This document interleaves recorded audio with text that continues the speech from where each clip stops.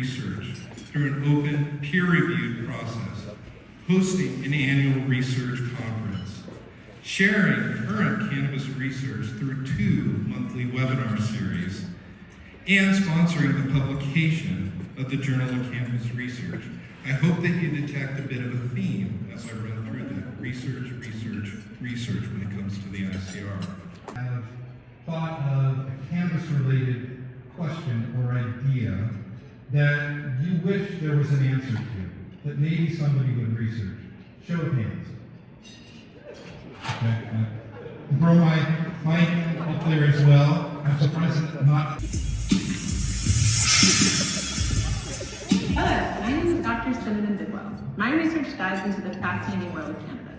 In our lab, we focus on understanding both the potential risks as well as the therapeutic potential of cannabis.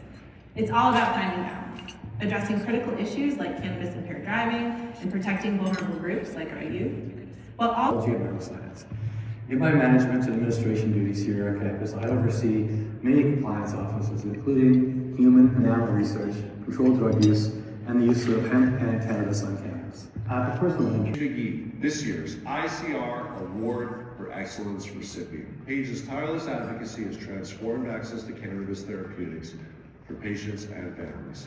Created in 2019, the Institute for Cannabis Research plays a key role in driving Colorado's leadership at the forefront of innovation and growth in cannabis.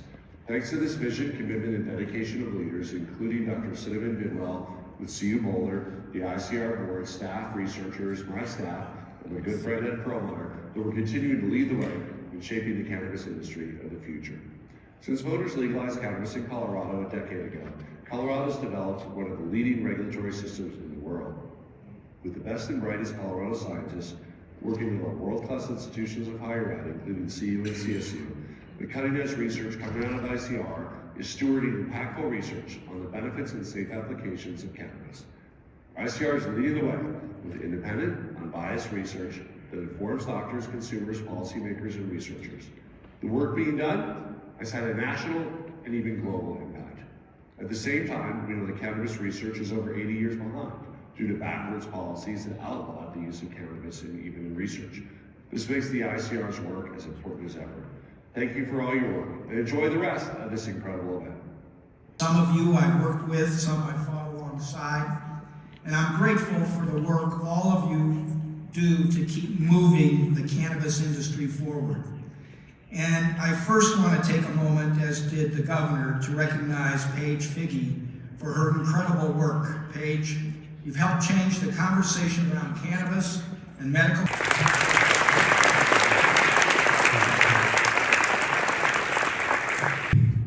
It's an honor to get to present Paige Figge. It's been 13 years almost to the day since I met Paige and Charlotte, and I'm sure if you're sitting in this room, you probably know the story of Charlotte Figge, and you probably know its impact. We're here because Charlotte's story inspired you to adjust your life path. I've heard those stories, hundreds of them, over more than a decade now. Really, back then in 2012, a lot of people don't realize what kind of courage it would take for a mom to go and scour the research papers for her daughter, 5 years old at the time, who didn't have any medical options, who was seizing 300 to 400 times a week, scour the papers for something that might work, find this little-known compound, CBD. There's probably 30 people in the world that could pronounce cannabidiol back then. But she found it. She figured it out. So the courage that it took to give that to her 5-year-old. And back then, we were still being raided. People were still being jailed. It wasn't just banking. I know, personally.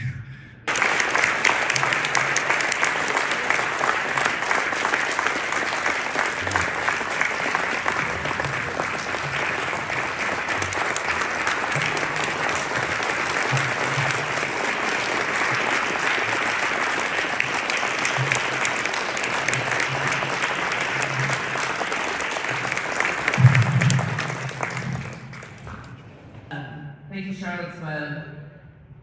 I'll be brief. That was pretty emotional. Thanks a lot, Joel. I don't know how to follow this.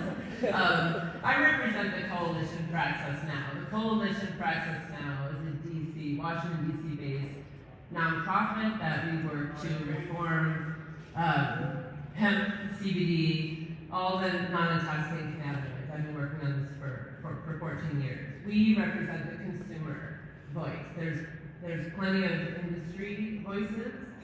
We feel that the consumer, the human interest is unrepresented in this country. There's 46 million people since Charlotte, since my daughter, that take a daily dose of CBD or CBN or some sort of natural cannabinoid from the hemp plant. And they say it's estimated larger than the craft beer industry, which I'm not sure if that's accurate or not, but that's pretty significant. I think that's worth fighting for. I brought some families here from what, like Joel said, when we first started this, we started state by state, country by country before we legalized hemp in 2018 in the Farm Bill. People from every other country and every other state had to move here to the refugee state of Colorado. And thank you for the state for being so grateful for the state for being a place of refuge for people. It was called the medical hemp migration. And people had to decide, do I break the law, stay in my state or country, do I change the law and wait and potentially lose my loved one, or do I move? And a lot of thousands of people moved here to Colorado. And that's where the Coalition for Access Now was born, this is outrageous. These people love you, love you guys. We are not finished yet. We are asking in DC simply for hemp to be regulated. So when it was descheduled, removed from a Schedule I substance, non-intoxicating, what I think should be a dietary supplement, was descheduled in 2018. It was never regulated. And so we've had going on 7 years of an unregulated market. Of course, you can imagine and you're watching what happens in that absence of congressional regulation by the FDA. We're simply asking for a dietary supplement, just simple testing and labeling requirements. In the absence of that, we have chaos, the Wild West, and so states not knowing, well-intended but not knowing how to deal with that are dialing back the whole CBD movement. That these people, these parents at table 2 here, started guinea pigging their children, their loved ones. They're wiping out the whole category and banning CBD state by state. We're 29, what are we at? 27, 28, 29 states are currently banning CBD. So my work in DC is still very, very relevant. We are trying to get this finally done with the new administration, like it or not, the new HHS.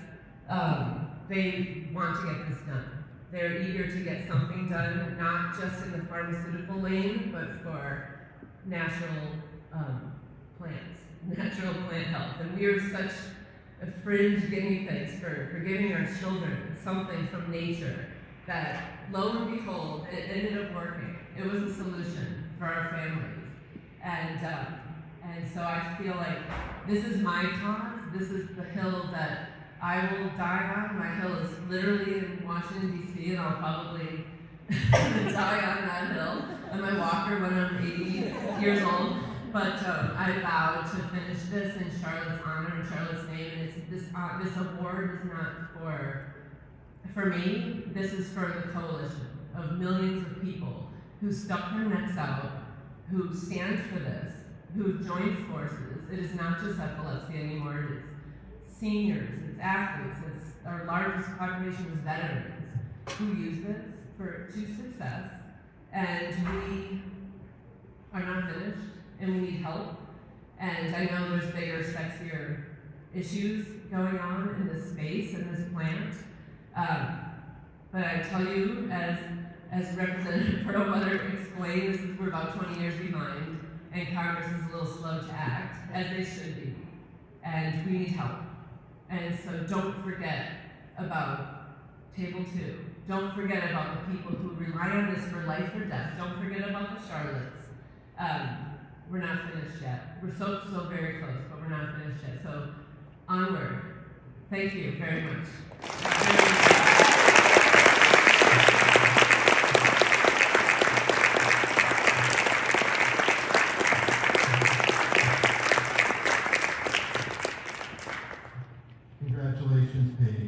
that you have done and that you will continue to do. As we close tonight, I would like to finish with some thank yous around the room. I'd like to thank those that invest their time and effort into cannabis research across many different institutions in Denver, in Boulder, Fort Collins, Colorado Springs, Pueblo, and more, to advancing cannabis science. I would like to thank the ICR staff and its governing board that make the work of the Institute possible. I would like to specifically call out the individuals that have worked so hard to make this evening a reality. This includes Melissa Reynolds, Scott McWhorter, Mike Hennessy, Dina Perlmutter, Ellen Robertson, and our fearless leader, John Harlow.